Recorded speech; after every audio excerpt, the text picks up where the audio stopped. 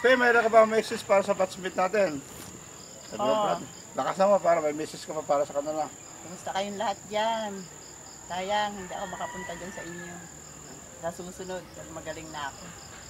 Kailan yung susunod? Sa November, may meeting na naman tayo sa November. Oo. Ha? Sa November, makakatin ka na. Sa isang taon. Sa isang taon, January 28, ang reunion natin. Makakatin ka ba na reunion? Ikaw ang singer natin eh. Sa reunion na siguro. January 28, 2012. Kailan na doon ka, kakantahin natin yung If We Hold On Together. Sample nga na If We Hold On Together. If we hold on together, I know our dreams will never die. Very touching naman, oh. Kaya napakaswerte ng ating mga batchmate, at least narinig ka nilang kumanta. So, Fe, pangako mo na gagaling ka kaagad. Di ba? Oo, para sa inyo. At saka itong paligid mo, conducive ito para magpagaling. Di ba? Napakaganda ng lugar mo. Hanggang doon ba yan sa likod to?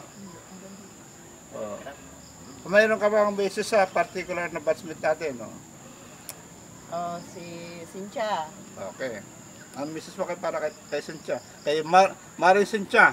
Na misis mo sa kanya.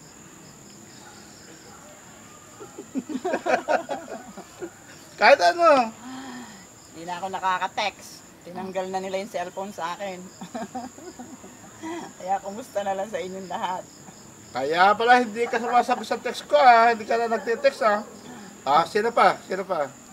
Kay Perry. Hindi makalakad si Perry kayo, namamagaan pa. Sinabi nga sa akin, Perry, magaling ka. Para sa reunion, nandun tayong lahat. Okay. We hope really, Pe, na mabilis ang paggaling mo. Yan talaga inaasahan natin. Tsaka kumusta ka ng mga taga-Tati? Kumusta ka nila? Kumusta ka ni Maggie? Ano lang nangyari kay Fe? Wala kung magaling ka na. Sabi ko, pagaling na rin si Fe. Kumusta lang kay Maggie? Kay Gloria? Yung Gloria? Silva? Yung mga kasama mo noon sa Laguna? Okay. Last parting message na lang para sa batchmate natin, Fe. Sige, magpakasaya kayo sa meeting. At nakarating dito sa bundok si chairman. Sinubo niya yung yung hirap niya pag-akyat. Pagdating dito, hingal ng hingal. Basta mahalaga, nagkita tayo. Ngayon, hindi na ako magtalakad. 4:30 na, may meeting. Hinihintay na ako ng badge. Hindi ka nakakaya din sa kanila. Ang basta ba kasi, ang bagal-bagal. Akala mo yung gulong, kwadrado yung gulong. Ang bagal. Hindi nagdadala ng sasakyan. Nakakatulog pa sa daan. Okay, paano, Fe? Sige.